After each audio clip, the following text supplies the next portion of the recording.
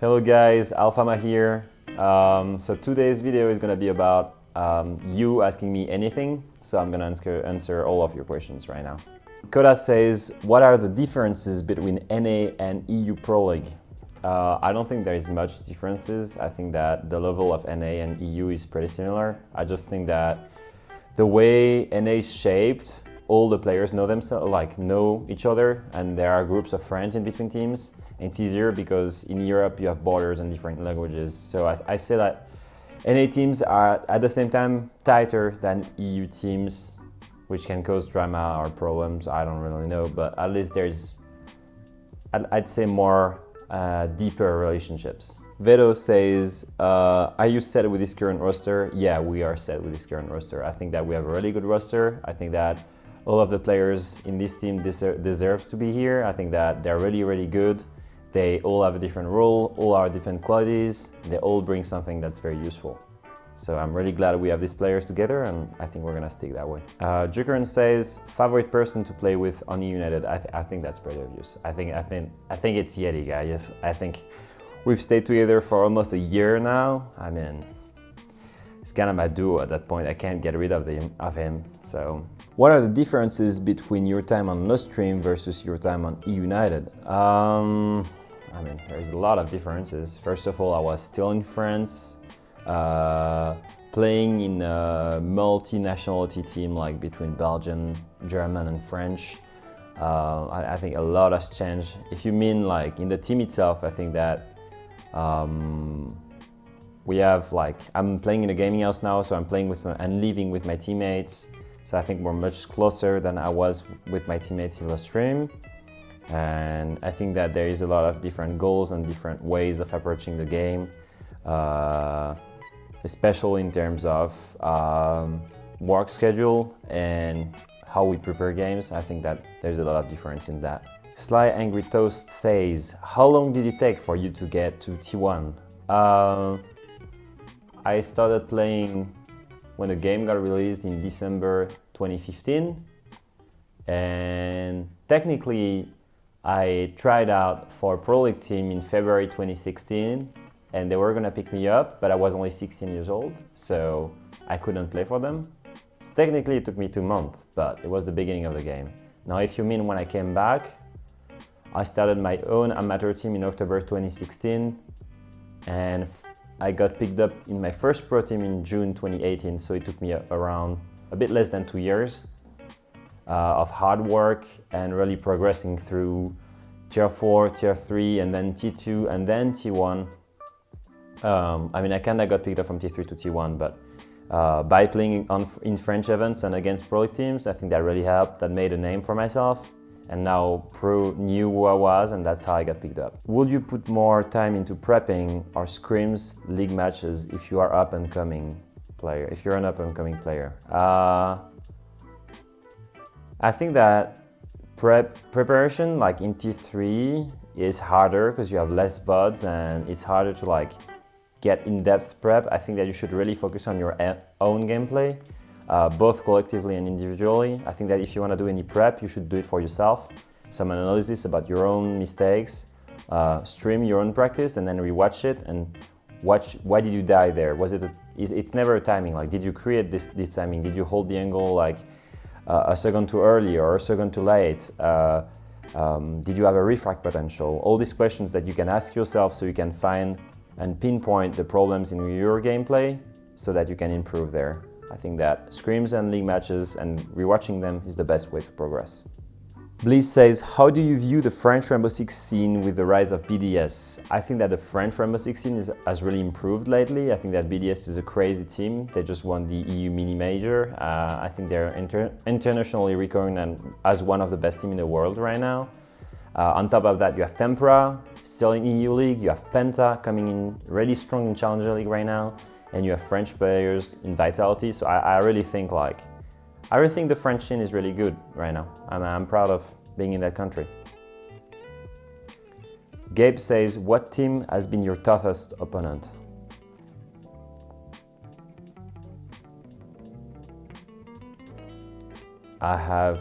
You know what? I'm gonna answer something that may be weird, but I'm gonna say Ira Wolf that match against them probably was one of my, they were probably one of my toughest opponents, because first round in Japan, everybody expect us to win, and these guys are putting in a lot of work, and they came in super prepared, and they played super well. And I think they were one of the toughest opponents I ever played against. I think that people don't give them a lot of credit. I think that a lot of people said, yeah, it's just Giants being Giants, getting frustrated, blah, blah, blah. I think that these guys definitely deserved the win and played extremely well and prepped extremely well. And I think that people didn't give them enough credit for what they did. And also from Gabe, who's your favorite team to scrim against? My favorite team to scrim against was also an APAC team. It was Fnatic, because Fnatic is always so great to scrim against. They're professional, they're always on time, they're never doing anything that they wouldn't do on game day. It really feels like you're literally playing in a real match. It's really, really good. I really loved practicing against these guys. Obviously, them being in Australia makes it harder now in the US, but I hope I can practice against them and play against them officially one day in other international tournaments when we get back at it. Jimmy TDB says, what has been your favorite match to play in? My favorite match to play in, I think I've had a lot of really fun matches. I think my favorite match to play in was probably the final of the 6th French League in front of my friends, my family at the Paris Games Week, where we were when we won and became French champion. Versus Vitality in front of an incredible French crowd, thousands of fans. It was crazy, and all my family. I just loved it. Barnabas says, favorite French player, favorite NA player outside of Yeti and your teammates. So I think my favorite French player would be Hicks. He taught me a lot of things. I learned a lot about the game vision, about how to deal with problems, find solutions, how to interact in the best way possible with my teammates, how to have an efficient communication. I think that guy is a genius of that game. I think he's a really cool guy outside the game too, someone very professional and really likable. And then my favorite NA player outside of Yeti and your teammates, I think Gio might be my favorite NA player, just because I don't know, this guy is just so chill. He's super cool to hang with. It's really, really chill. When you talk to him, he's super, super kind, and is also a really good player and with a good game vision too, and someone I really respect. Chloe says, what are your ambitions for the World Cup? So obviously I'd love to be selected by the French team. I would love to represent my country for the World Cup. Now, me being in the US might make that harder, so I don't know yet. But if it is, if I end up being selected, I would love playing for the French team and just winning the overall event. I think that we have a great country, I think that we have great players, and I really think we have our shot at winning the World Cup. Clasha says, what was the biggest change outside of the rosters that caused eunited to improve so much over the past month? I think it's not only the roster change, like you said, but the role changes inside the team, within the team. Mipi as a head coach, Drew coming in as an analyst, me going to in-game leading and being the captain of the team, Yeti staying as a flex, but helping with shot calls, Rexon being very vocal as an entry. I think that everyone brought something new, and all the people that stayed in the roster, that were there at the beginning, were finally put at the best position they could be used to for. We really used the best qualities possible of each player to the best of their ability by putting them in their best roles, and that's what really I think helped us. Doug C says, what's the best mindset to be a good support player? I think that the best way to support the team around you is to always have a global game vision about your teammates. Your situation awareness needs to be really good, your information gathering needs to be really good, your communication needs to be really good, and you need to be authoritarian. You need to help them, give direction, find solution to problems, be smart about it. So it's a mix of everything, of just sitting back, having a cool head, and just finding solutions for your players. I have a question from Nistra saying, I actually have 3 questions from Nistra, and I want to give him a shout out because I know that Nistra has been following me for a long time, and he's been always in my interactions, and I really he's always been very pertinent in what he said, so shout out to you, Nistra. Did you receive any offers from Europe or France to come back? No, I didn't. Did you ever think about bringing a European player over in the US? Yes, I did. during the roster change, we had obviously prospects in mind, and I knew that Hicks was on the bench for Rogue, and I would love to play with Hicks one day again, but obviously with the coronavirus and all the situation and everything, it would be so hard to bring a European player right now over, like get the visa going and everything with the current state of the world. So it kinda was impossible, but yes, I thought about it. What do you think your team lacked to reach top 4? I think that we're one round away against DZ and we couldn't close it out, even though we had a huge lead. I mean, we were leading 5-2, then 6-4. I think against Space Station we were leading 2 at some point.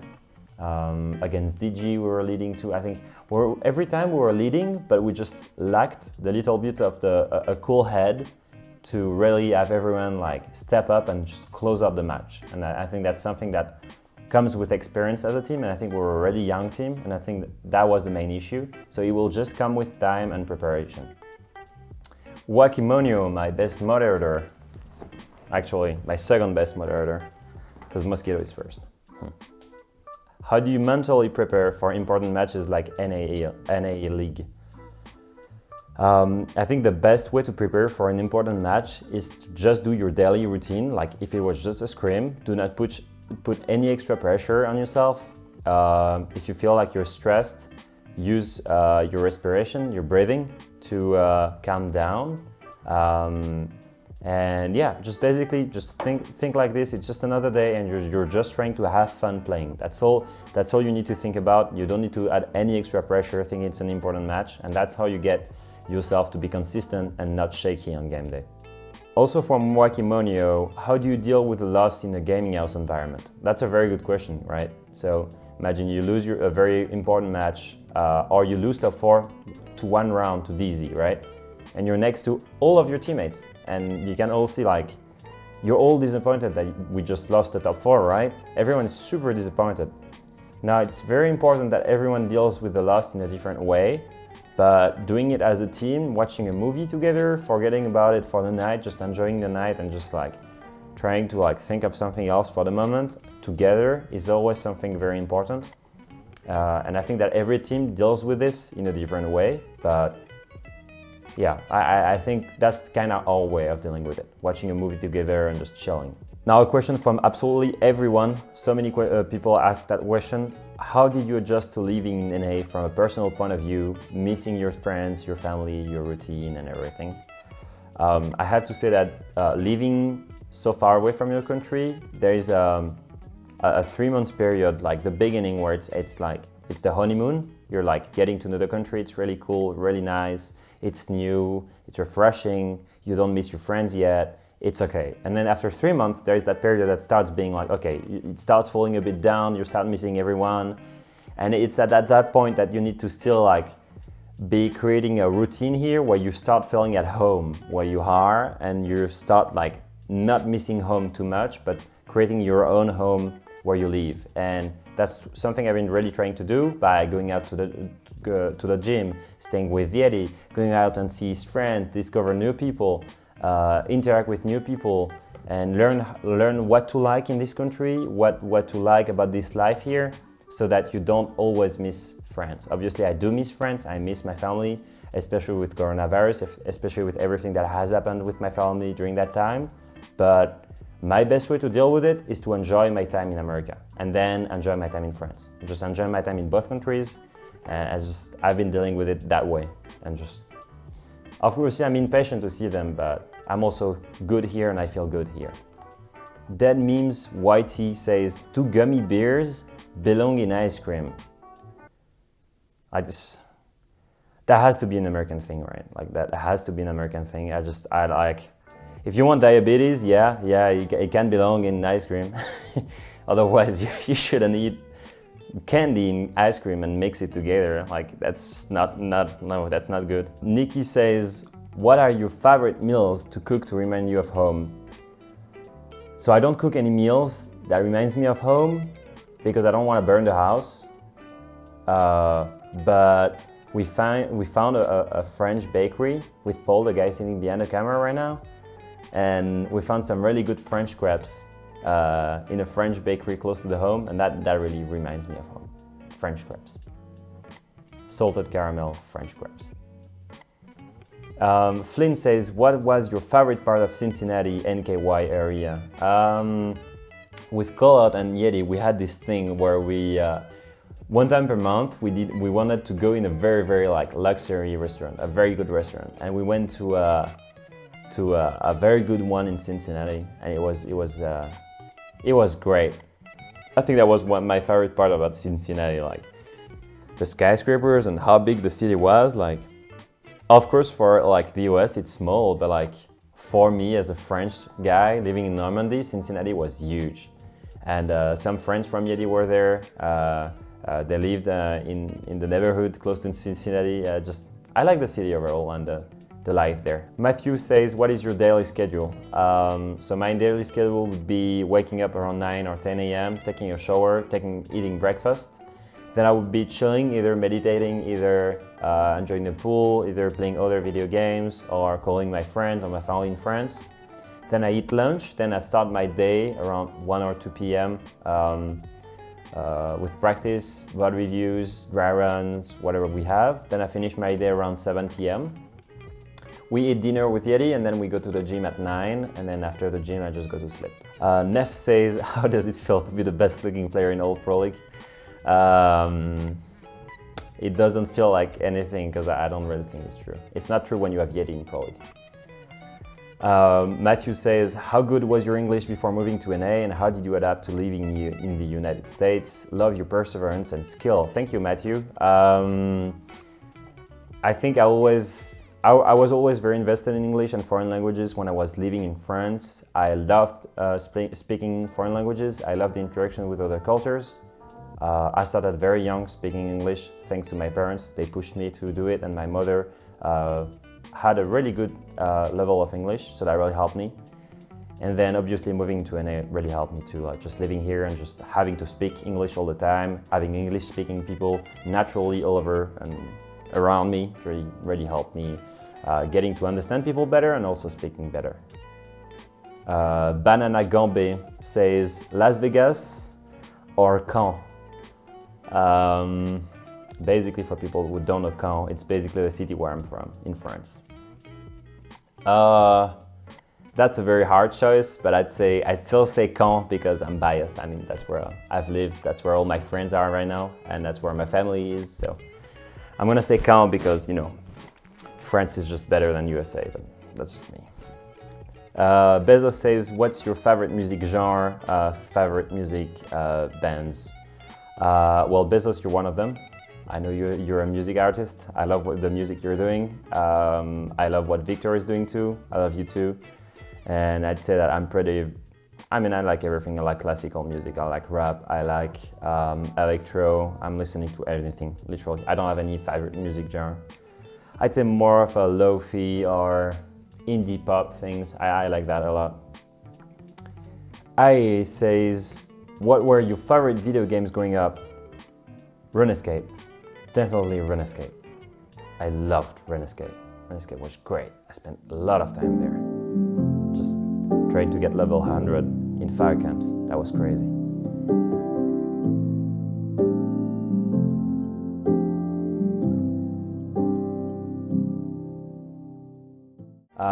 Joseph says, what is it like being the most experienced European in the BO3 format?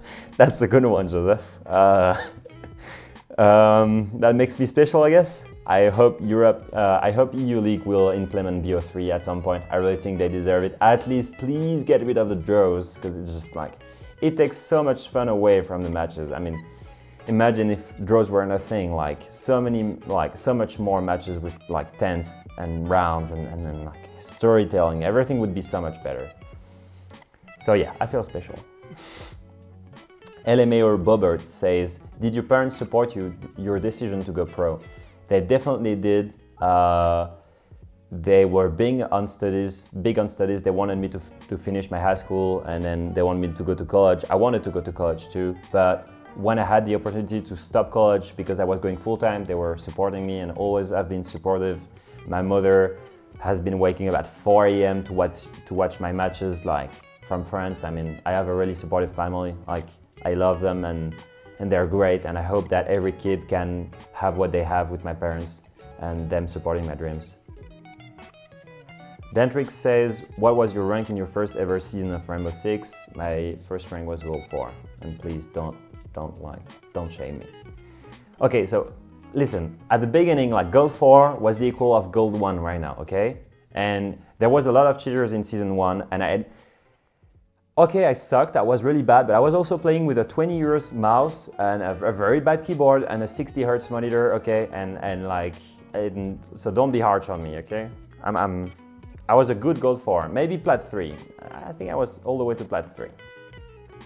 Alright, so that's it guys for the Ask Me Anything. I think we wrapped up everything. I'm sorry for all the people where I didn't answer the questions. I tried to mix a bit of everything. I also tried to rewrite some questions to fit like multiple questions that were similar so that everyone has kind of an answer on what they wanted. And yeah, I hope you liked it and see you for more videos in the future. Don't forget to subscribe.